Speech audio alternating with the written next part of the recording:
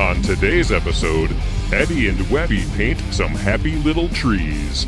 This is the Eddie and Webby podcast.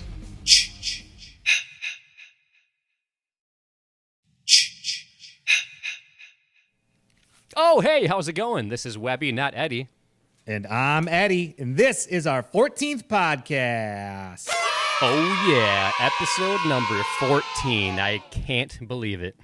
I know, it's crazy, man, but people keep demanding it, and we keep supplying it. That's right. Yeah, that's how it works. You guys know the drill. We talk beer, we talk tech, and we talk pickleball. But before we do any of that, Webby, what is going on in Twitter? Yes, Twitter.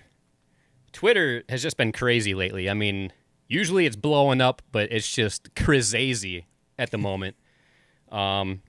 Let me go ahead and pull up Twitter and see what is going on in the Twitter sphere. So we've got a comment here from Vince McManase. Vince says, "At Eddie and Webby are the best tag team I've seen since the Bushwhackers. Keep up the great work." Nice. I like that. Yeah, Bushwhackers, they were my favorite tag team when I was growing up. In fact, I was one of them for Halloween when I was younger. It was pretty cool. Oh, nice. Did you lick anybody's head? Because if I remember correctly, weren't they the ones that would lick people's heads? Yeah, that part was kind of nasty, but they were pretty cool. Oh, yeah. All right, let's read another one here. Actually, this is a repeat commenter. This is from Dink Van Dyke. I'm pretty sure Dink Van Dyke has commented in the past. Dink Van Dyke says, "I totally called it. At Eddie and Webby did absolutely horrible in the tournament. Hashtag noobs." Ouch. Ouch. Ouch indeed. He did call it. I remember he hated on us last episode, and, well, that's what kind of happened, you know? Yeah. So, I mean, thanks for the comment, but It hurts a little bit. It definitely hurts a little bit. Salt on the wound, Dink. Knock it off. All right, let's read one more. We've got one here from Andrea Remintz. I think some people might call her Andrea Remintz, possibly. She says, "At Eddie and Webby documented their absolutely hilarious experiences at the BCO last week on their YouTube channel. I'm literally dying." Nice. Yeah. Great comment, but I do feel a little bit bad about causing her to die. Yeah, we definitely don't want our listeners to die. Yeah.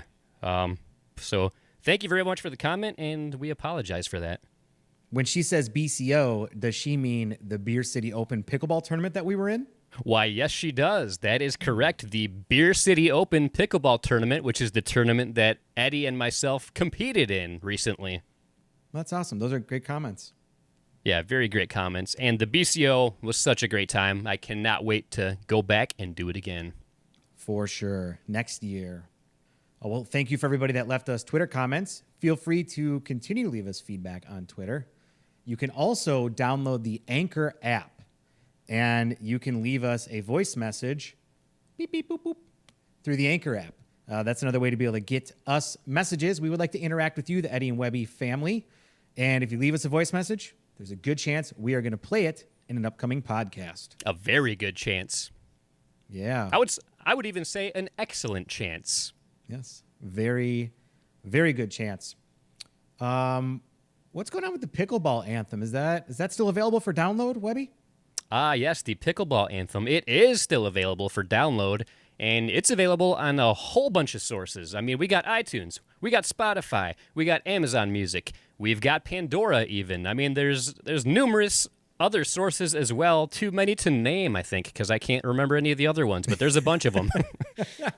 Nice.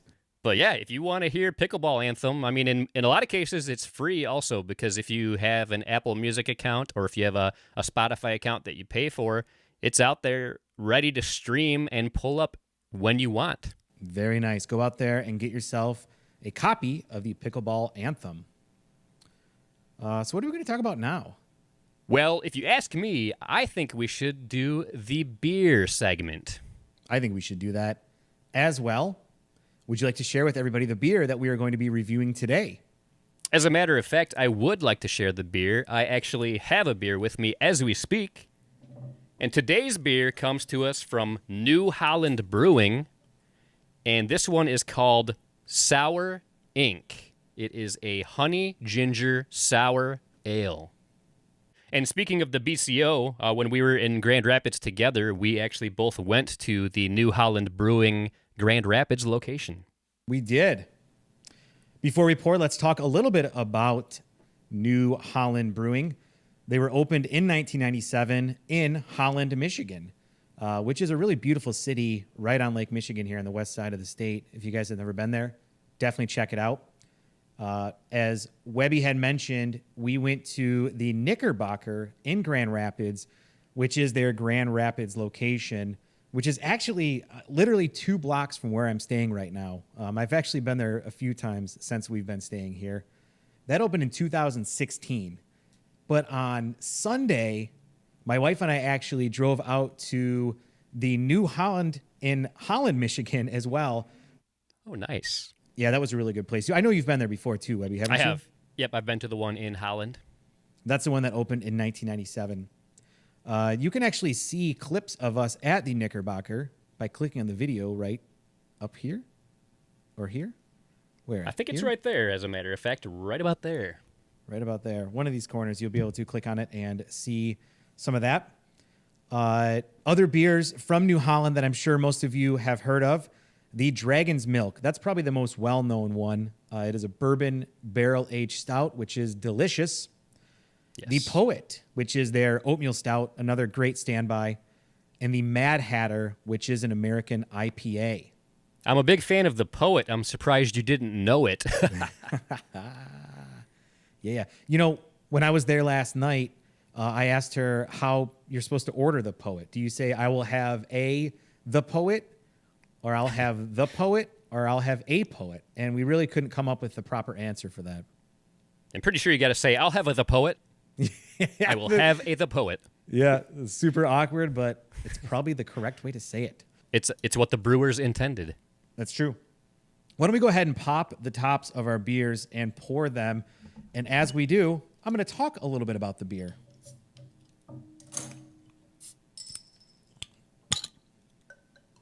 A nice feature I didn't even realize about this Ron John Shark bottle opener. It's got a magnet, so when you pop the top, it sticks to it so it doesn't fall on the ground.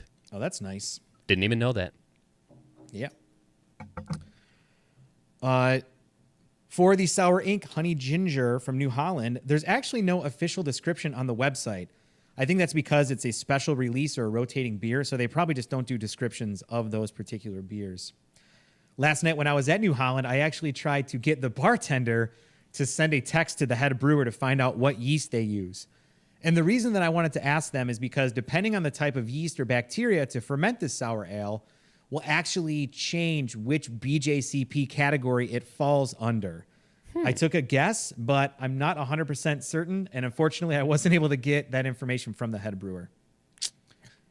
So I went with BJCP category 28B.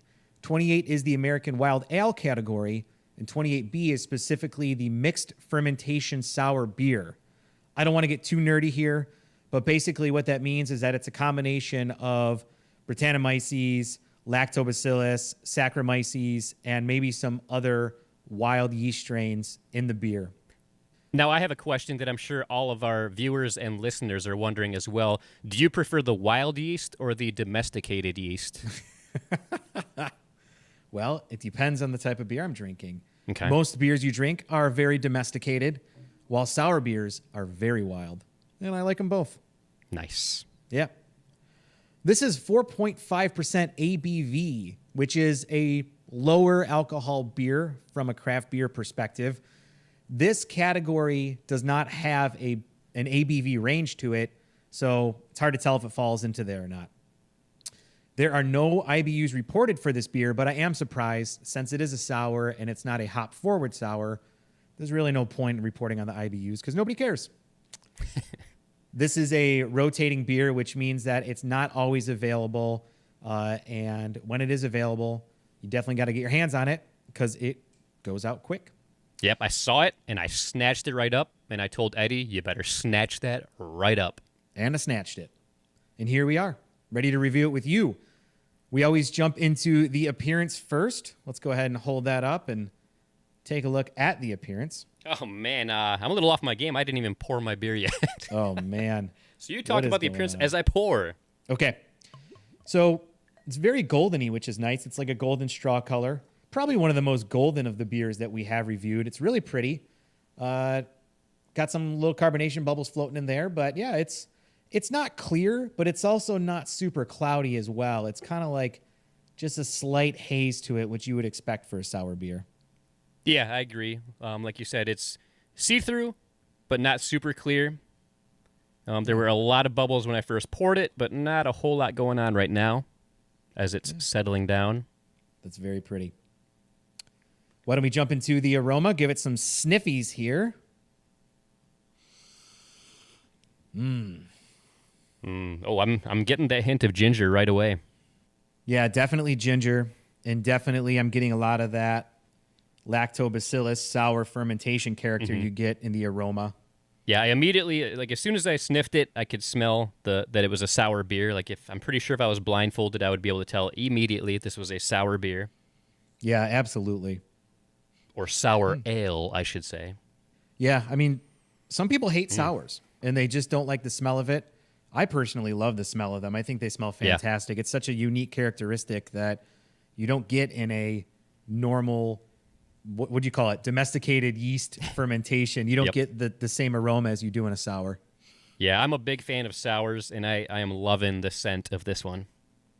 And the reason that I said I don't think that this was just pure Brettanomyces yeast used in here is that with Brettanomyces, you're going to get a lot of like horse blanket kind of funky aroma to it, and I'm not picking up anything in the aroma that would resemble that. Yeah, the first thing I thought when I smelled this is like, what kind of Brettanomyces does this have? But I wasn't sure. I really wasn't sure. In fact, I never even heard of that until about 10 seconds ago. I knew you were going to call me out on nerding it out in this episode, but let's jump into the flavor. What do you think about that? I would love to do that, and I say we do that. Let's do it.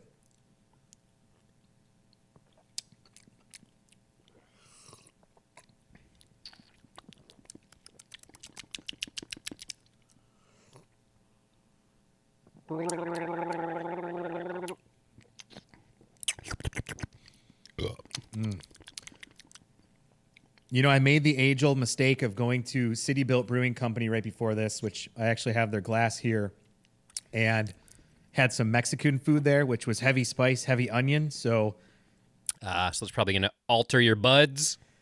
Yeah. So my taste buds are a little thrown off right now, but I'll do my best here.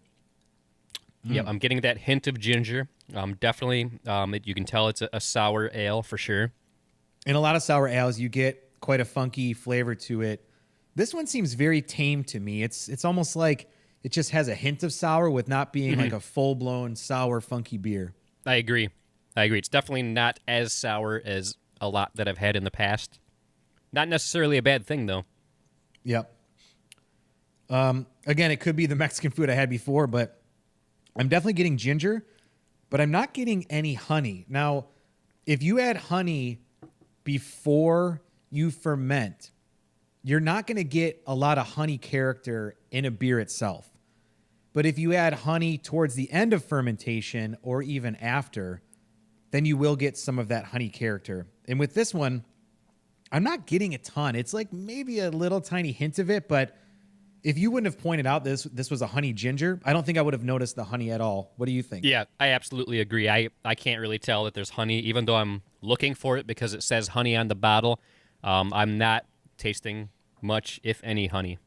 Yeah, this is good. This is very easy to drink. Has a great flavor to it. Very mellow. Like I said, it's not your funky sour beer like you're gonna get. It's pretty good. I would definitely get it again. Yeah, I'm definitely enjoying it. And like I've got to be in the right mood for a sour, and I feel like if a sour sounds good, but it just doesn't sound like the perfect choice, I would still be really happy with this one because I feel like it would satisfy a craving for a sour, if you really want one, but it's not gonna be like an overpowering super sour type of beer. Yeah, for sure. I agree with that assessment wholeheartedly. This is actually the first time when we've gotten to the mouthfeel section and actually haven't already touched on the mouthfeel at all. But this is low to medium carbonation with a pretty light to medium light body. There's not really a whole lot of body to it. There was not much carbonation at all when I was pouring it, but not unpleasant. I mean, it was a nice mouthfeel considering the style. Yeah, I would say so. I agree with that. I think we talked about the overall impression of it pretty well, but I'm definitely a fan of this beer. I would definitely get it if I was in the mood for a light sour. If I wanted like a heavy sour, this isn't going to do it for me. If I wanted something real funky, this is not going to do it. But as a nice, easy drinking, flavorful, kind of tart, gingery sour, I would go for this again. Yeah, I agree. I would absolutely buy this again. I really like it. But exactly like you said, if you want a really sour type of beer and you're in a sour mood, now this probably won't be the best choice for you. But I would definitely purchase it again. I would recommend it. I'm liking it. Cool. Well, you guys know what we do next. And that is, are we going to chug? And I think is it my turn? I do believe it's your turn to pick. And just so you know, I feel like sours are not a very chuggable type of beer, but it's your pick. It's your choice. Okay. Well, we keep talking about how we want to have a beer to sip on for the rest of the episode. And I think that we should sip on this beer for the rest of the episode. But it doesn't mean that we're not going to chug this one. It just means that I have a second one over here that I'm going to sip on the rest of the show after we chug this one. Oh, you got me on that one. Do you have a second one as well? As a matter of fact, I do happen to have a second one here. What are the odds? It's almost like we planned it. Oh, boy. Man. Yeah. Well, why don't you do your thing? Ziggy zuggy, ziggy zuggy. Oi, oi, oi. 3, 2, 1, go.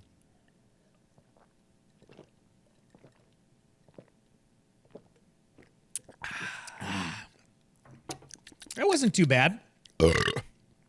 No, not nearly as bad as I thought chugging a sour would be.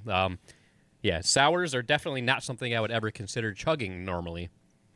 But, I mean, this it's what we do for our viewers. I mean, we're willing to do things that we normally wouldn't do. That's right. It's what we do for you guys. Well, that was good. That was fun. If you guys do have a beer that you would like for us to review and we can get it wherever we're at, go ahead and throw it in the comments below. You can tweet it out to us, or you can download the Anchor app and leave a voice message for us with the beer you would like for us to review, and maybe a little story behind why you would like for us to review it. Yes, you should do that by now. You should definitely do that by now. Well, I don't know about you, but I'm going to go ahead and crack open my second one here. I will do the same. Sip on it throughout the rest of the show. That's right. As we pour this, what is our next topic today? Well, it's actually something that has been missing from our last two shows. We're bringing it back, baby. It's the tech section. Oh, What? yeah. I don't even know if I remember how to do this section. It's been so long. It's been way too long, but we just, when we're in Beer City, we got to devote more time to the beer. That's right. If we were in Tech City, we would have devoted more time to the tech, but we weren't. We were in Beer City. Yep. Eddie actually is still in Beer City, but the both of us aren't there, so we're not going to double up on the beer. I mean, that would just be craziness. Yeah, you can't do that. No. But we can talk about tech. We have a good topic today. It's kind of a controversial topic, actually. And it has to do with a major tech company that most of us have at least one of their products. Yeah, and in fact, I don't know if anybody can see this, but I'm using one of their products right now. Here's a little clue. Yes. Hopefully we don't get in trouble for this one, because, this is going to be the most controversial moment from the Eddie and Webby show so far. Yes. And for those of you that live under a rock and don't know what we're talking about the Apple Computer Company, right? Yes, we are. So what specifically do you want to talk about when it comes to Apple today, Webby? So it is something that has been bothering me big time lately.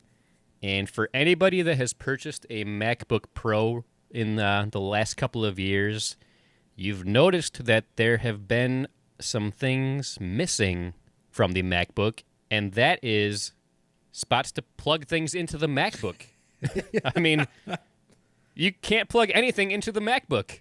Yeah. Maybe like one or two things at the most, but you used to be able to plug in SD cards, like a bunch of USB slots, a whole bunch of stuff. I mean, why are they taking away the things that you can plug into the MacBook directly?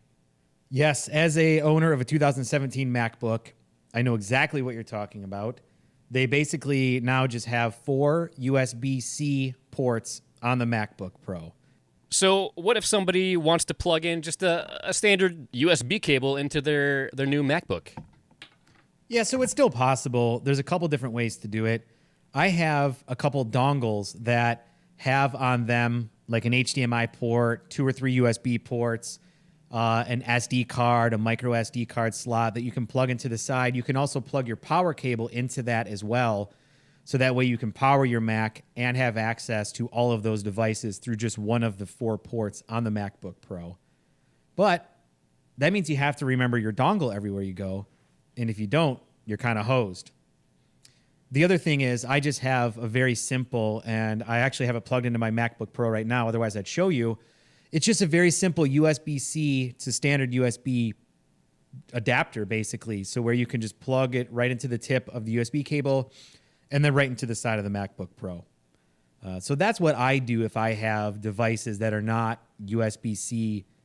Okay, so you can plug the stuff in easily. You just have to buy another friggin' accessory to do so. That's what you're saying. Yeah, you have to buy them. And honestly, they're not cheap.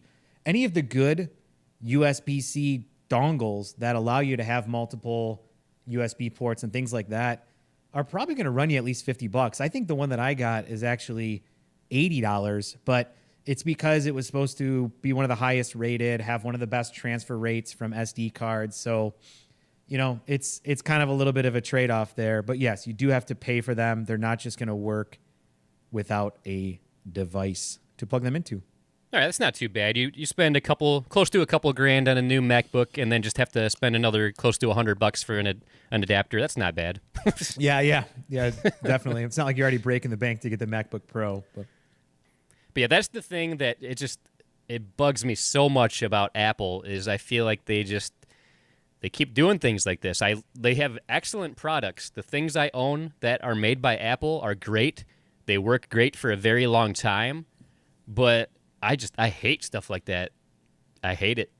Yeah, I agree. I mean, you know, I feel like before I bought my first MacBook back in 2009, that I would go through a new laptop probably every 2 years. Something would break on it. It would get outdated. The network card would stop working. The hard drive would fail. And although they were probably about 40 to 60% of the cost of my actual MacBook that I finally bought, I had to replace them all the time. And I didn't have to replace my MacBook Pro from 2009 up until December. And the only reason I replaced it is because I was in a car accident back in September, and the MacBook got pretty much destroyed. The USB ports were all warped, and the thing was all bent, and it only worked if you had it plugged into the wall. So if that wouldn't have happened, I bet you I would still be using that MacBook right now. Speaking of old MacBooks, this one that I'm using right here, this is one of the 2011 models, and I kid you not, this thing still works great. And like you said, a lot of the Windows PCs or the Windows laptops that I've bought in the past, like within a couple years, it's not good. It's almost unusable. So I definitely think that Apple products are pretty great, and they work excellent. It's just can't help but be annoyed by the fact that you can't plug stuff directly into it without getting a separate accessory. So I don't disagree with you, though, about the previous thing we talked about where it's kind of frustrating. You have to get a dongle in order to be able to use some non-USB-C devices. But on the flip side of it, having 4 USB-C ports is pretty awesome. I do all my video editing now off of the Samsung T5 1 terabyte drive. And that's because with that SSD, I'm able to get almost 500 megabytes per second, both read and write speeds. So I have no problem editing even 4K footage with that plugged right into the MacBook. So even though I only have a 512 gigabyte MacBook, I do feel like I'm not limited on what I can use for high speed processing. And that's one of the advantages of the USB-C ports. Now, the fact that they have 4 of them that are USB-C and none that are not, none of the other ports, I don't understand why maybe you couldn't have done 2 or 3 USB-C ports and then added a couple of the old ports in there as well. That seems like that should have been fine. Or even the SD card slot. Just throw that in there. It's not that much harder to do. Yeah, I agree. I really wish they would have done that. Like just that one adjustment, I think would have been great. Because of that, I am clinging on to this 2011 model as closely and as dearly as I can until it dies, because it still works great. I do feel like its days are numbered for me just because it doesn't handle the 4K video footage as good as I wish it would. So I feel like it is about time for me to upgrade, but I just I feel like I'm going to use this until it dies because it still overall works really good, and I love just being able to plug stuff directly into it. Yeah, it's a very good point. Well, anything else about the MacBook Pros that you want to talk about? No, that's about all I got. What about you? Do you have anything else you want to talk about regarding this topic? No, I think we have done a very good job of covering that, and I'm ready to move on. Thank you, guys. I hope you enjoyed that. If you have an opinion about the new MacBook Pros and the limited ports on them, throw it in the comments below. Leave us an Anchor message. We'd love to hear from you. And speaking of Anchor messages, I think we have one from a fan that we want to play. We do. Yeah. And I feel like we should go ahead and play that right about now. All right. Here we have one from Claire. Hey, this is Claire. My dad watches your channel. I have a question. Have you ever played Minecraft? If you have, I want you to make a video of it, please. And also, I think your channel is really cool. I really like it. Do you think you could try to do a Mentos video if you haven't done one yet? Can you please do one? Bye. Oh, that was sweet. That's awesome. Yeah. That's awesome. Thanks, Claire. Yeah, thank you, Claire, and thank you to her father, Bill, who apparently watches our podcast. So that's awesome. And I'm not sure if it's the same Bill, but there was a Bill who left a comment with a beer recommendation for the Space Dust IPA. That's right. If that's the same Bill, then thanks again for your participation in the show. We appreciate it. To answer Claire's questions, she asked first, do we play Minecraft? I've never played. I don't know about you, Webby. Have you? I have played it. I haven't played it a lot. My daughters love the game, and it seems like something I definitely would have gotten into hardcore if I was a little bit younger and had more free time.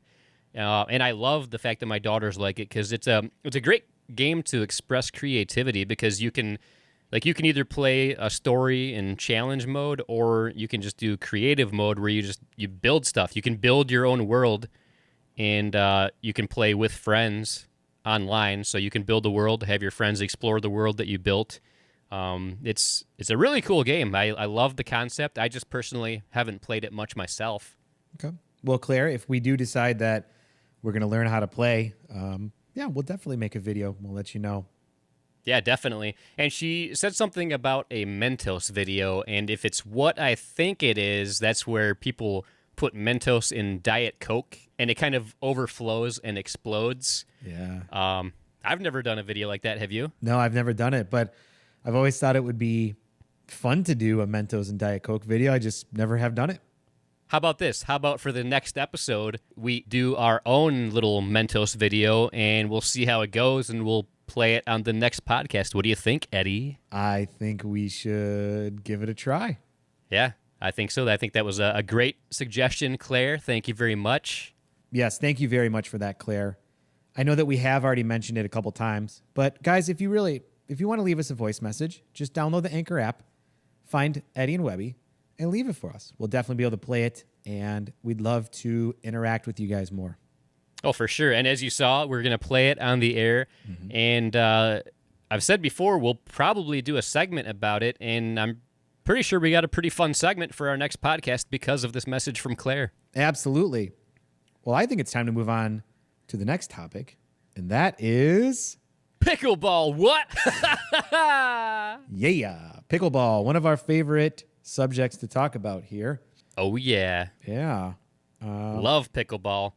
So, yeah, we have some very exciting news. The Pickleball Anthem was actually played during a parade recently. What? That's right. It was played during a parade, and we actually have some video footage right here. Let's roll a clip. Let me tell you about this game that's sweeping the nation. It's not something that you'll find on Xbox or PlayStation. It's the fastest growing sport that no one's ever heard of. Just give it a shot and I'm sure you'll fall in love. Pickleball! What? Pickleball! What? Pickleball, addicting and fun, that's no joke. Pickleball, and it's not just for old folks. So what exactly is this game? My claim is so fun. Well, pay attention, cause I'm gonna educate you, son. It's good, clean, fun, addicting, and fast paced. But if you're a hater, then I'ma suggest you get out of my face. Pickleball! What? Pickleball! What? Pickleball, addicting and fun, that's no joke. Pickleball, and it's not just for old folks. How awesome was that? That was pretty great. The Pickleball Anthem was played in a parade, and the reason this happened is I'm part of a Facebook group that's devoted to pickleball, and there was a post from Beth Furman McCoy, and she said that she was going to be in a parade and that there was going to be a pickleball-themed float, and they were looking for some song suggestions to play during the parade. So I reached out to her, and I thought like this would be a perfect opportunity for them to feature the Pickleball Anthem. They loved the idea, and this was the Georgia Mountain Pickleball Float, and it was in the Georgia Mountain Fair Parade in Hiawassee, Georgia, and John Hall is the ambassador, the pickleball ambassador out in that area, and it looked like they were having a great time. Yeah, that was really cool to see, man. It was awesome to hear the music and to see them having a good time out there on the float. And what a clever idea. I mean, why not in every parade have a pickleball float? It sounded like a perfect fit. Oh, for sure. And it was so cool. When she sent me the pictures and the video, it almost gave me goosebumps. I mean, they were having a great time. It was cool to hear the Pickleball Anthem playing in the background, and it just goes to show how far pickleball has come. I mean, they had a whole float devoted to pickleball in this parade. I mean, how excellent is that? Yeah, absolutely, man. That was super cool to see. Yeah, thank you very much, Beth, for including the song and sending us the video and the pictures. That was great stuff right there. Thank you very much. Yeah, awesome stuff. Well, Webby, I have some advice that I'm looking for from you when it comes to pickleball. Okay. What do you got? What are you looking for? So, as I'm sure most of you guys know, I'm in Grand Rapids, and I'm going to be here for the next couple weeks. And I want to keep playing pickleball. But as you know, I typically play 2 to 3 times a week in the community where I live in down in Naples, Florida. But while I'm here, I wanted to play at Belknap Park. And Belknap Park is where the tournament was held. You've seen video from Belknap Park. It's a great place to play. And every day of the week or every night of the week, there seems to be at least some sort of open play that's really sponsored by the Grand Rapids Pickleball Club. You know, and Webby has a lot of experience in going and playing at brand new places and meeting people or whatnot. But I haven't really had to do that. I always play in my community, so it was the first time for me. And I had a little bit of a weird welcoming from the group. Really? Yeah. So anybody listening to this, you might have been there. I don't know. Maybe I did something wrong. Maybe I didn't follow the rules. Maybe I don't really know what. But have you experienced this before where you go to a new place and you feel like you're not really that welcome? So honestly, I have experienced that when I was brand new to the sport.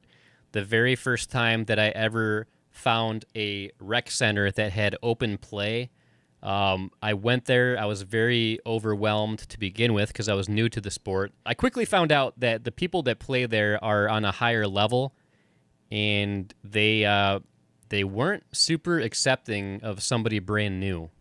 So when you say they weren't super accepting, did you get a feel for it? Did somebody say something to you? Like, why do you feel like they weren't very accepting of you?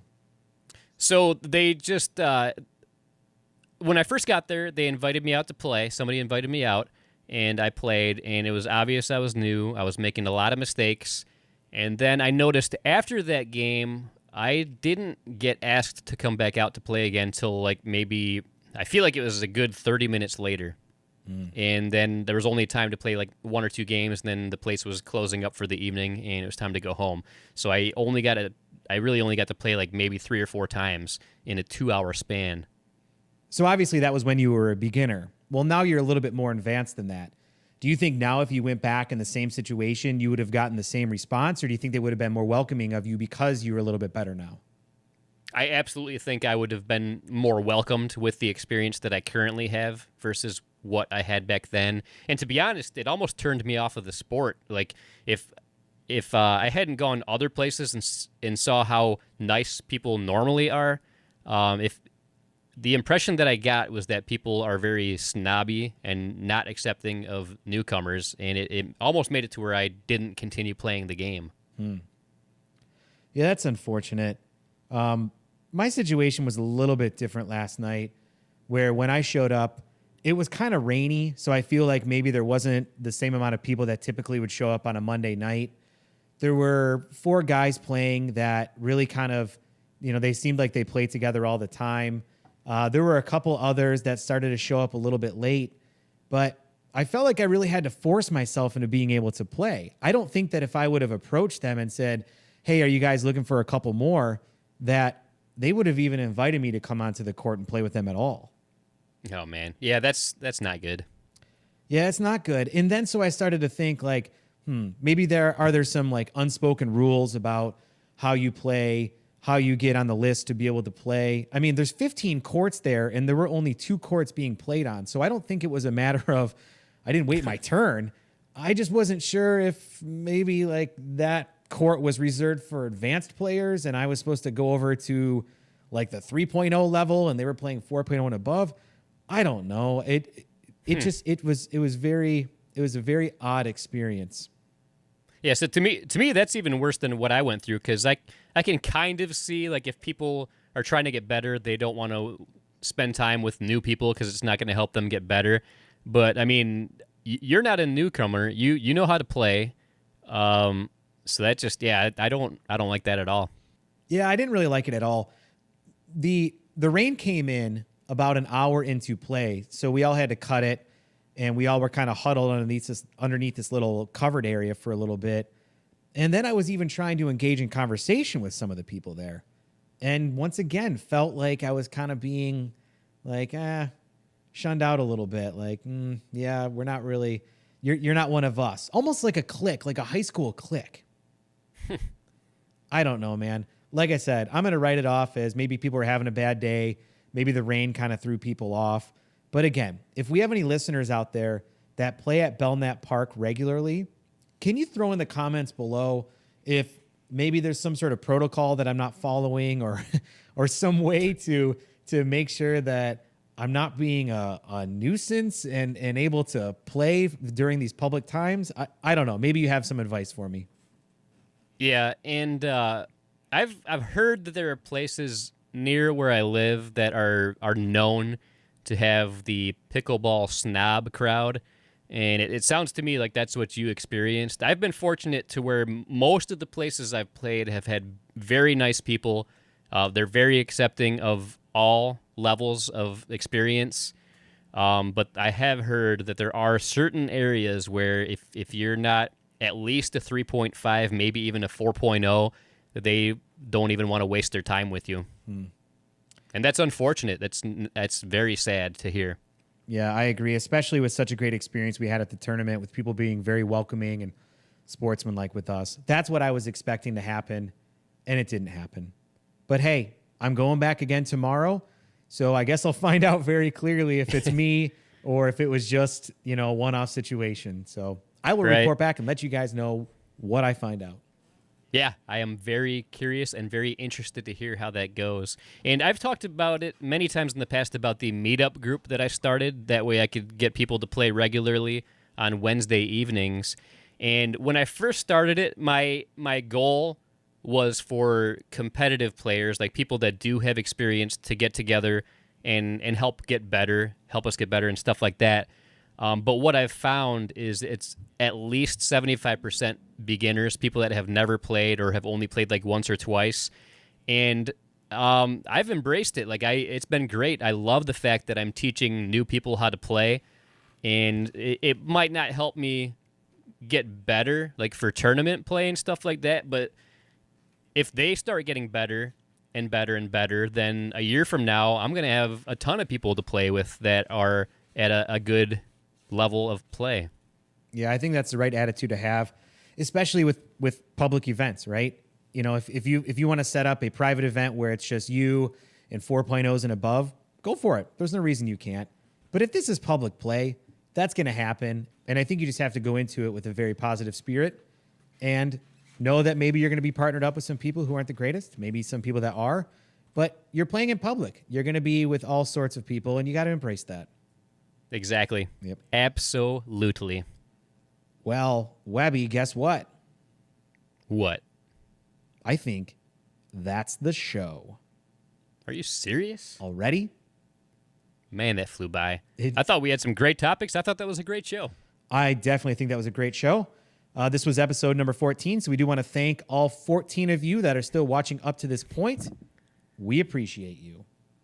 Very much. As always, and I feel like I keep saying this over and over and over again, we love to hear feedback, good or bad. Throw it in the comments below. Send us a tweet or follow us on Instagram and Twitter, both at Eddie and Webby. You can download the Anchor app. You can leave us a voice message, and it is very likely we will be able to play it on the air. Mm-hmm. And on that note, I'm Eddie. And until next time, this is Webby, not Eddie, signing off. See ya.